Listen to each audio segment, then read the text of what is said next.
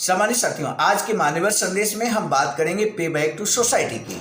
चौथा सूत्र मान्यवर साहब ने दिया, पे बैक टू सोसाइटी।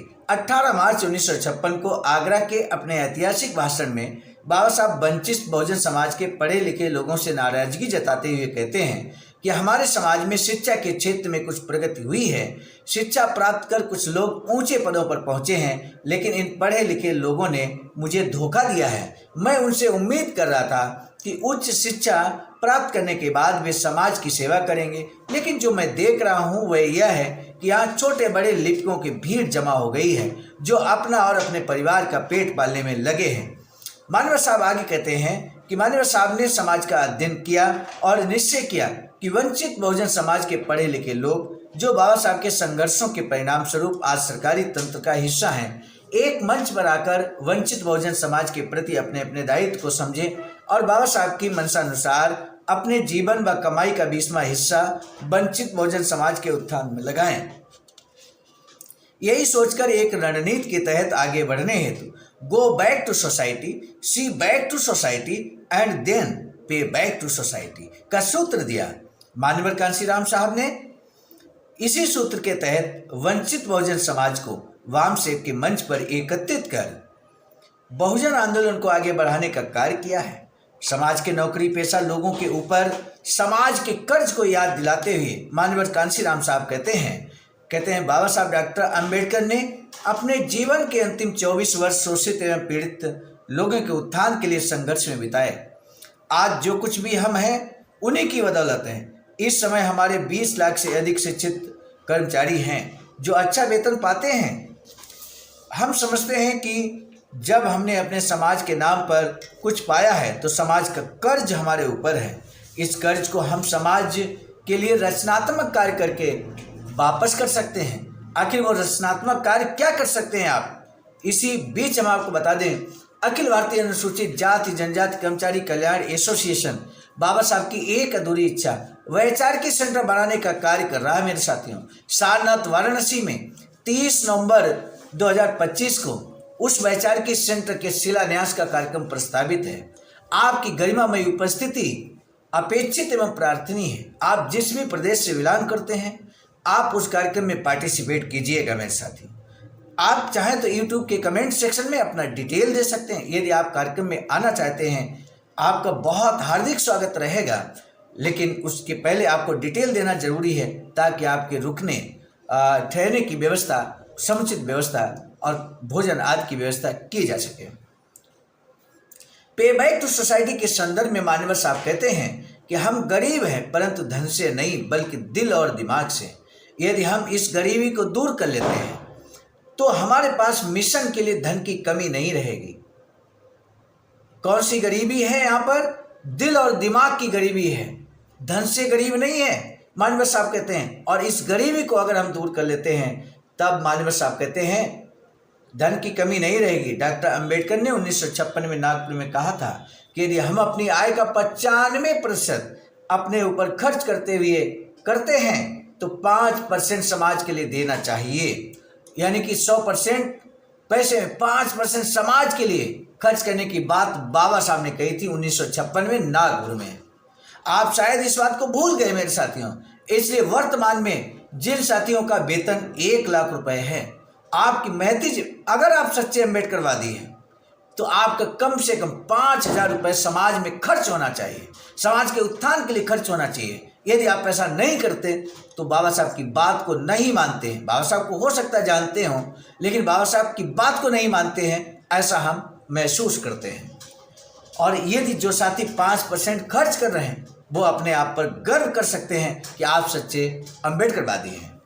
बाबा साहब के मिशन के लिए वाजिब त्याग का जिक्र करते हुए मान्यवर साहब कहते हैं कि हम उन लोगों को साथ लाना चाहते हैं जो दलित तथा पीड़ित समाज के लिए कुछ करना चाहते हैं। Those who are enthusiastic about their mission, they must pay for their enthusiasm. जो लोग मिशन के लिए कुछ करने की भावना रखते हैं, उन्हें अपनी उस भावना को मिशन को देना होगा। केवल कहने से कुछ नहीं बनता, उसके लिए त्याग की आवश्यकता पड़ती है। कलकत्ता में 31 अगस्त 1981 को मान्यवर साहब कहते हैं कि दलित और शोषित समाज के कुछ लोगों ने सरकारी सेवाओं में आज इतनी तरक्की की है कि हमें अपने आंदोलन को चलाने के लिए धन की कमी नहीं होनी चाहिए। हम गरीब जरूर हैं, लेकिन धन से नहीं, दिल और दिमाग से गरीब हैं। दिल और दिमाग से गरीब हैं। अपना आंदोलन चलाने के लिए हमें अपने दिल और दिमाग की गरीबी को दूर करना चाहिए। मेरे साथियों, जो साथी महसूस करते हैं कि वो समाज के लिए कुछ नहीं कर पा रहे हैं, तो कहीं ना कहीं आप भी दिल और दिमाग की बीमारी से ग्रसित हैं। धन की कमी आपके पास नहीं है। औरंगाबाद में DS4 के जरिए छात्रों को संबोधित करते हुए मान्यवर साहब कहते हैं कि जिम्मेदारियों को गंभीरता से समझें। हम उनके अध्ययन कार्य में बाधा नहीं डालना चाहते, फिर भी उन्हें उसी समय यह महसूस करना चाहिए कि उन्हें समाज को कुछ देना चाहिए और अपने सामाजिक उत्तरदायित्व को पूरा करने के लिए उन्हें आगे आना चाहिए।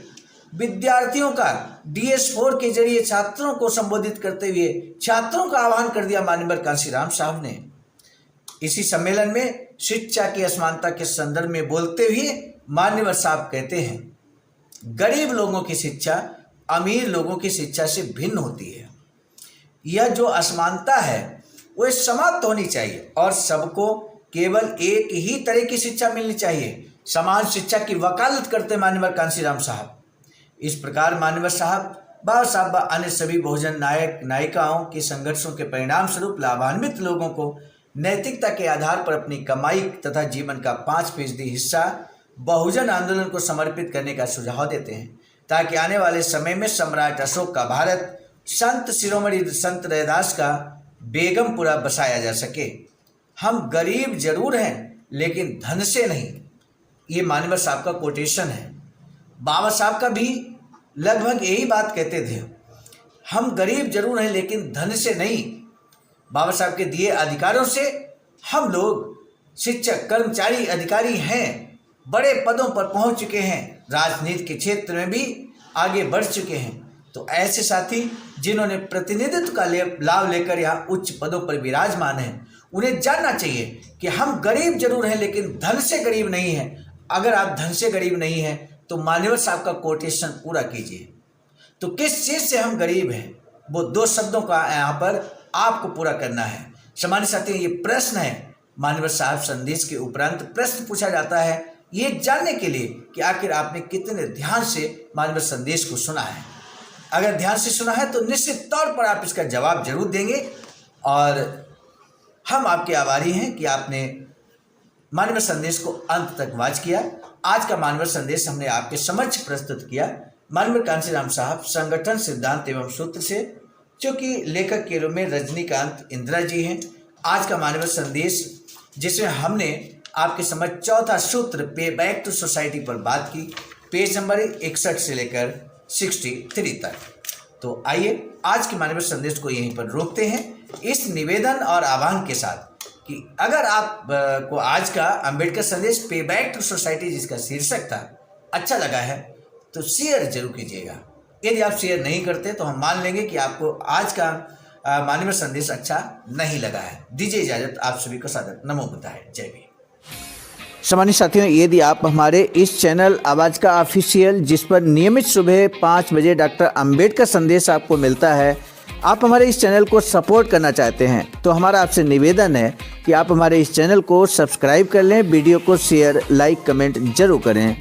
सामान्य साथियों, हम एक महत्वपूर्ण बात बताना उचित समझते हैं। बाबा साहब की अधूरी इच्छा के अनुरूप एक वैचारिक सेंटर निर्माणाधीन है सारनाथ वाराणसी में, जहां पर 14,000 स्क्वायर फीट जमीन परचेज कर ली गई है ring road, green city, Faridpur, Sarnath में।